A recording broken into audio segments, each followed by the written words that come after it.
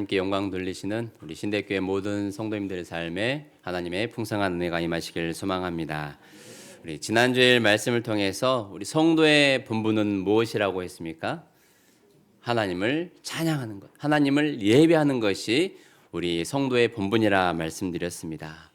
그 이유는 우리 하나님께서 유일한 우리의 소망 되시기 때문입니다. 도울 힘 없는 인생을 의지하지 아니하고 오직 능력 많으신 하나님을 의지하는 것, 그리고 그 하나님을 찬양하며 사는 것이 우리 지은 바 목적대로 잘 사는 것입니다. 여러분은 잘 살고 계십니까? 네. 잘 살다라는 데는 두 가지 의미가 있죠. 잘 살다라고 하면 의미 있는 삶, 그리고 바르고 의미 있는 삶을 사는 것이고, 잘 살다라고 이렇게 붙여서 말을 하면 풍요로운 삶, 부요한 삶을 사는 것을 의미합니다. 다시 말해서 잘 살다라고 하는 것은 띄어쓰기를 하면 우리가 하나님의 지은 바 목적대로 찬양하며 예배하며 사는 것이 잘 사는 것이고, 하나님 없이 우리의 그냥 인간의 소욕대로 그저 물질의 풍요로움만 누리면서 그것을 추구하면서 사는 것을 그냥 잘 사는 것, 이렇게 표현하는데, 여러분 어떤 삶을 추구하시겠습니까? 하나만 선택하라고 한다면 주여 두 마리 토끼를 잡게 하옵소서.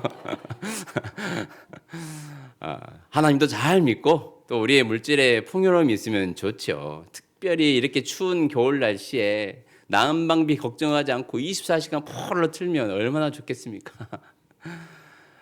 난방비 걱정에 아무튼 아껴 쓰시고 제대로 군부를 못 되시는 분들도 여러분 계시잖아요. 돈이 다 이 잔고가 많이 있으면 얼마나 좋겠습니까? 그냥 마음대로 펑펑 따뜻한 물도 쓰고 방에 군불도 떼고 할 수 있는데, 그런 한계가 있는 것이죠. 물질이 조금 여유가 없으면. 밖에 나아갈 때도 우리가 물질에 여유가 있으면 그냥 값비싼 브랜드로 입고 두르고 쓰고 해서 그냥 완전 무장을 해서 밖이나 아니나 여름인지 겨울인지 분간 못할 정도로 따뜻하게 지낼 수가 있습니다. 우리가 물질이나 신앙 중에 두 가지 하나를 선택하라고 한다면 사실 솔직한 심령으로 선택하기 어렵습니다. 그냥 아까 제가 말한 것처럼 두 마리 토끼를 다 잡게 해주십시오라는 것이 우리의 솔직한 고백 아니겠습니까? 그런데 여기서 만약에 전시 상황이다 라는 이 단서를 붙인다면 여러분들 무엇을 선택하시겠습니까? 국가의 존폐 위기에 앞서 있고 생사의 기로에 서 있는 상황이다 라고 한다면 여러분들은 돈을 선택하시겠습니까? 믿음을 선택하시겠습니까? 네, 믿음이죠. 전쟁 나면 돈은 다 휴지 조각이잖아요. 그래서 이제 미리 금괴를 막 어떤 분들은 쌓아놓고 계시기도 하는데, 그것도 다 우리의 생명이 끝나면, 호흡이 닿으면 다 부질없는 것입니다. 우리의 어떤 인생의 중요한 문제 앞에서, 어려움 앞에서 우리가 선택을 한다고 한다면 믿음을 선택해야 되겠죠. 그래서 오늘 이 말씀을 통해서 믿음을 선택하는 것이 어떤 것인가라는 것을 함께 나누려고 하는데요. 본문 20절 말씀 함께 읽겠습니다. 이에 백성들이 아침에 일찍이 일어나서 드고와 들로 나가니라. 나갈 때 여호사밧이 서서 이르되 유다와 예루살렘 주민들아 내 말을 들을지어다. 너희는 너희 하나님 여호와를 신뢰하라. 그리하면 견고히 서리라. 그의 선지자들을 신뢰하라. 그리하면 형통하리라 하고. 아멘.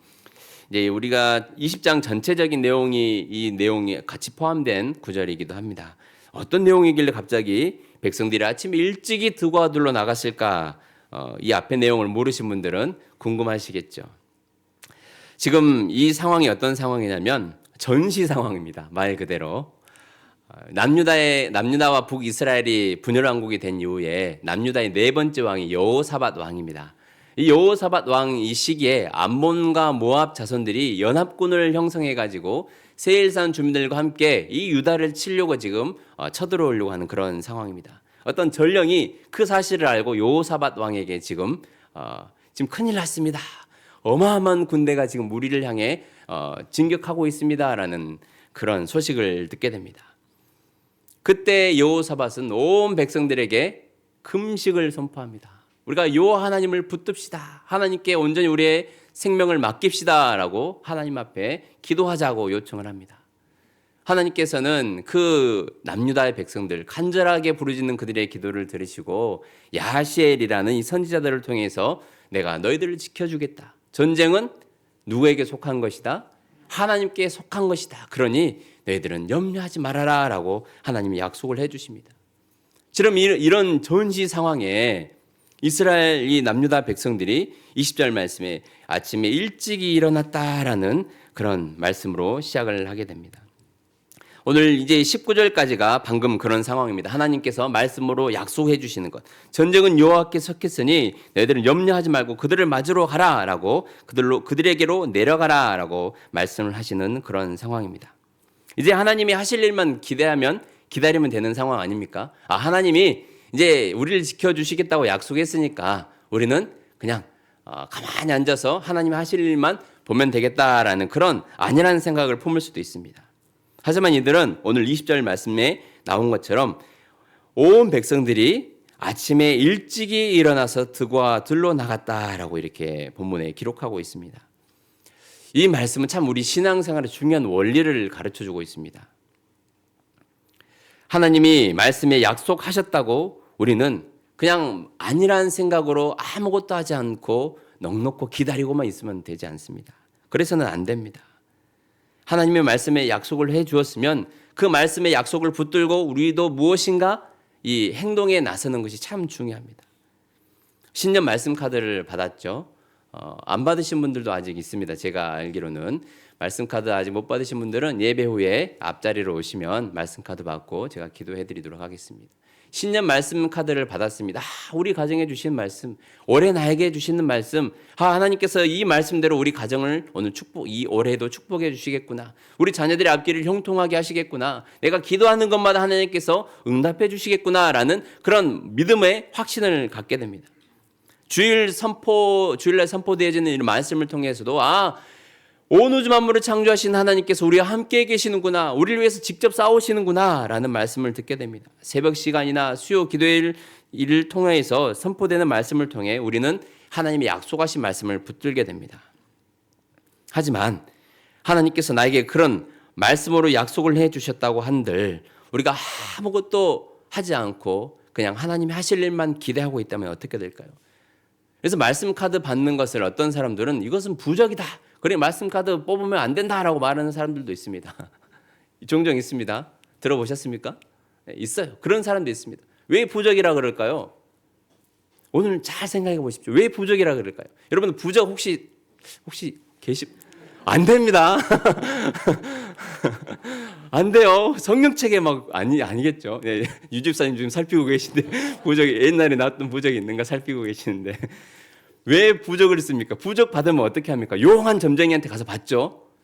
부적은 어떻게 합니까? 거의 호주머니에 넣고 지갑에 넣고 다니고 베갯입에 넣어놓고 또 저기 안 보이는 옷장에다가 이렇게 숨겨놓고 이렇게 합니다. 부적을 받고는 가만히 놔두잖아요. 그냥 내 삶을 살아가잖아요. 그러니 말씀 카드를 받고 하나님 알아서 해주시겠지. 말씀 약속해 주셨으니까 하나님 지켜주실 거야. 나의 믿음 생활도 점검하지 않고 그 말씀을 붙들고 간절하게 기도하지도 않고 위기의 순간에 하나님을 찾지도 않고 내가 영적인 부지런함을 떨지 않고 그저 그냥 그 약속하신 말씀 하나 딱 붙들고 알아서 해주시겠지라는 아니라는 생각으로 가기 때문에 이것을 부적이다라고 하는 겁니다. 근데 이게 부적입니까? 어떻게 하나님의 말씀이 부적이 되겠습니까? 그런 잘못된 신앙의 습관을 갖고 있는 사람들 때문에 말씀 카드를 뽑으면 안 된다라고 하는 것이 사실 맞지 않습니다. 우리는 말씀 카드 받고 기도하면 되잖아요. 그 말씀을 붙들고 하나님을 찾으면 되잖아요. 그러니까 너무 막 그런 말에 붙들고 이게 말씀 카드 뽑는 게 맞나 그런 생각 하시면 안 됩니다. 가만히 있는 사람들에게 하는 말이죠. 그냥 송구영신 예배 때만 나오신 분들이 있거든요. 말씀 카드 받으려고. 진짜 있습니다. 네, 있습니다. 오늘 우리는 이 말씀을 통해서 말씀을 받았지만 하나님이 약속해 주셨지만 영적인 부지런함을 떨어야 되는구나. 이들이 아침에 일찍 일어나서 하나님의 명령하신 대로 나아갑니다. 우리의 신앙생활에도 이런 부지런함이 필요합니다. 말씀을 주일마다 받지만 그 말씀대로 실행하는 훈련, 우리의 말과 언어, 행동 습관을 바꾸는 훈련, 새벽을 깨워서 기도하는 훈련, 힘들지만 이렇게 주일마다 나와서 예배드리는 훈련, 이런 훈련들을 통해서 우리는 하나님의 그 약속의 말씀들을 하나씩 하나씩 이루어가는 것을 보게 될 것입니다. 아침에 일찍 일어나서 한 일이 무엇입니까? 21절 말씀 함께 읽겠습니다. 백성과 더불어 의논하고 노래하는 자들을 택하여 거룩한 예복을 입히고 군대 앞에서 행진하며 여호와를 찬송하여 이르기를 여호와께 감사하세 그의 인자하심이 영원하도다 하게 하였더니 아멘. 하나님께서 전쟁에서 승리할 것이다. 전쟁은 여호와께 속하였다라고 말씀을 하시고 이 백성들은 그 말씀을 아멘으로 받았습니다. 하나님을 기대하지 않았겠습니까? 오늘 말씀에도 보면 20절에 여호와를 신뢰하라 그리하면 너희가 견고하게 서리라 그의 선지자들을 신뢰하라 그리하면 형통하리라 라고 이 여호사밧 왕이 이야기를 합니다. 백성들 앞에 하나님의 말씀을 신뢰하는 것 참 중요하죠.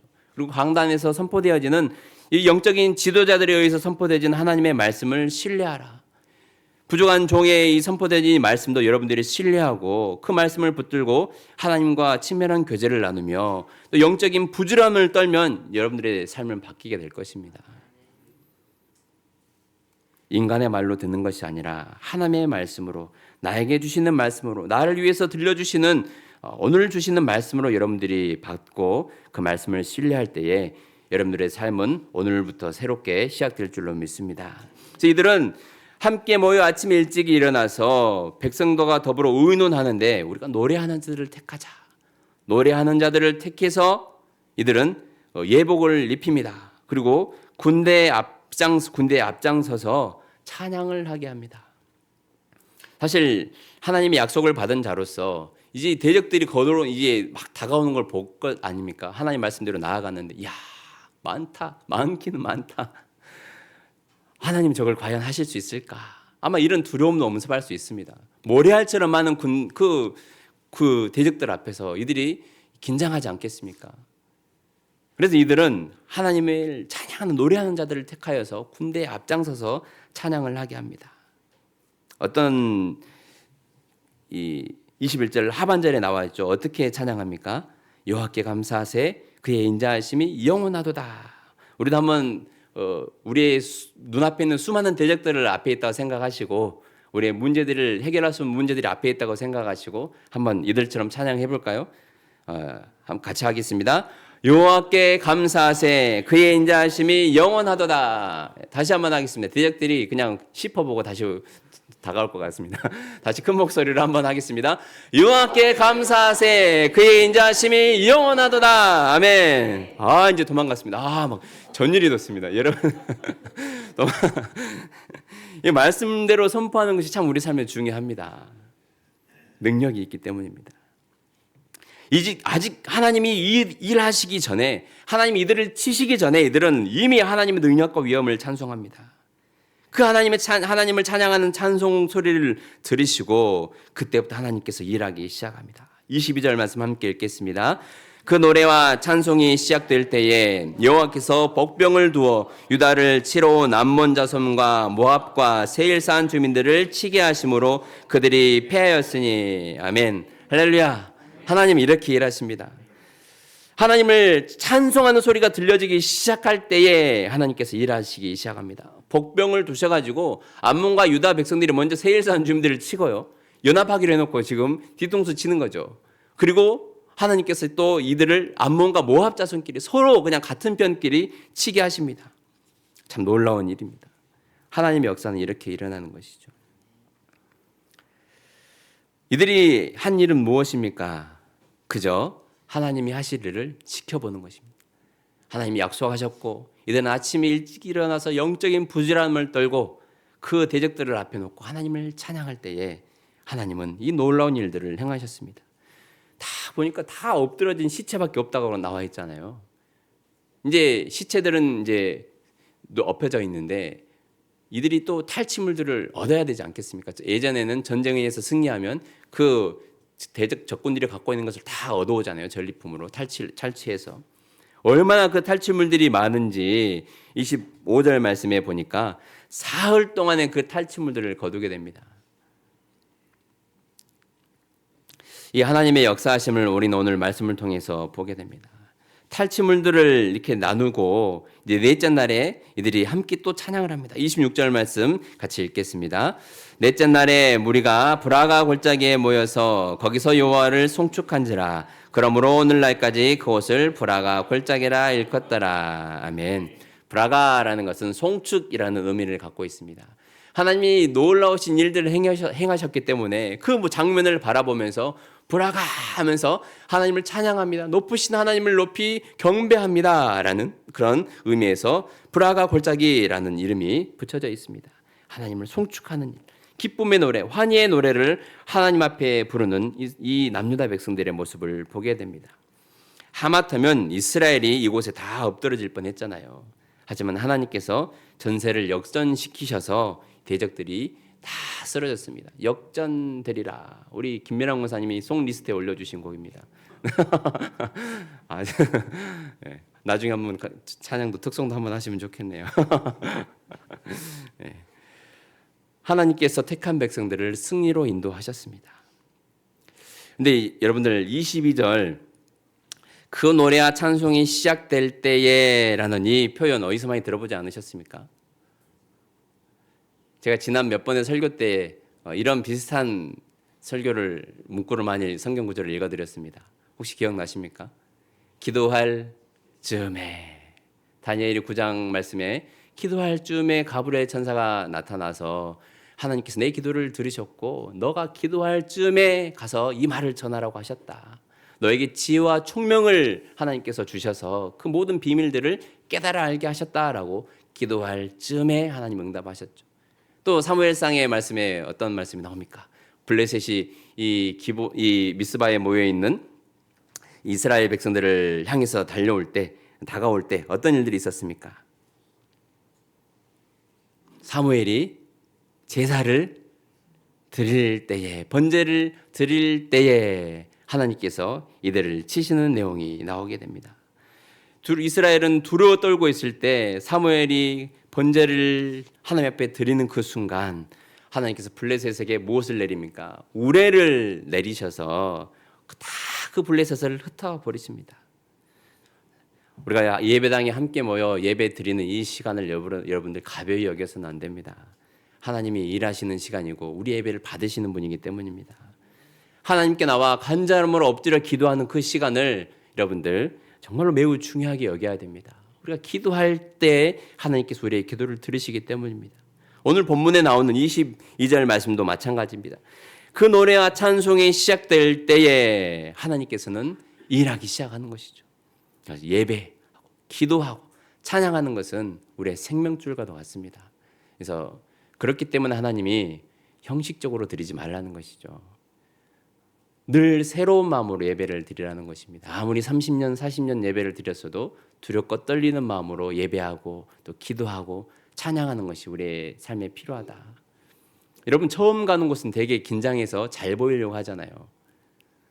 그러지 않습니까? 처음 장인어른을 만나러 가는 그때를 기억하십니까? 처음 장모님을 만나러 시아버지, 시어머니를 만나러 간 그 시간을 기억하십니까? 대충 아침에 일어나가지고 맨 얼굴로 가십니까? 아니죠. 잘 보이려는 마음으로 다듬고 가지 않습니까? 마음의 자세도 뿐만 아니라 겉모습도 마찬가지입니다. 하나님께 나와 예배 드리는 것, 기도하는 것, 또 찬양하는 것도 그런 마음으로 늘 새로운 마음으로 드려야 됩니다.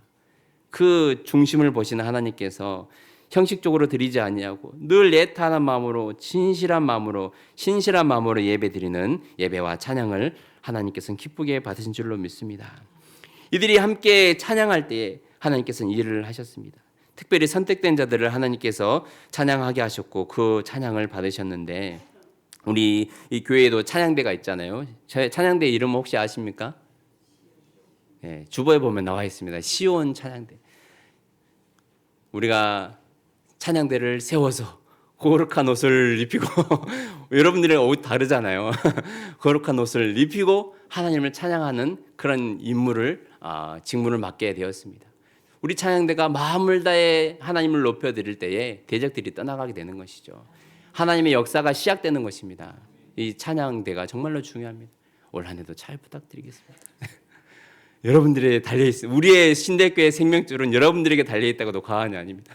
주여 나옵니다. 주여 봐요. 이런 마음이 필요합니다. 주님 저희를 붙들어 주십시오. 이런 마음이 필요한 거죠. 코람데오 앞에서 하는 코람데오 찬양대도 마찬가지고 함께 이 자리에 앉아서 찬양하는 여러분들도 마찬가지입니다. 특별히 하나님께 선택하여 예배자로 불러주시지 않았습니까? 찬양하는 자로 세워주시지 않았습니까? 그러면 진실한 마음으로 전시 상황이라는 그런 마음으로 지금 전시 상황입니다. 우리나라가 경제적으로도 그렇고요. 정치적으로 사회적으로 온 세계가 지금 정황을 봤을 때에 전시 상황이라고 해도 과언이 아닙니다. 이런 시기에 그저 우리가 먹는 일에 그냥 먹고 마시는 일에 시집 가고 장가 가는 일에 노아의 시대 때처럼 이 땅의 것만 바라보면서 살 것이 아니죠.